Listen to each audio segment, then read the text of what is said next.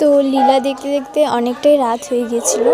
পরে বাড়িতে চলে এসেছিলাম, ঘুমিয়ে পড়বো, আবার সকালে উঠতে হবে।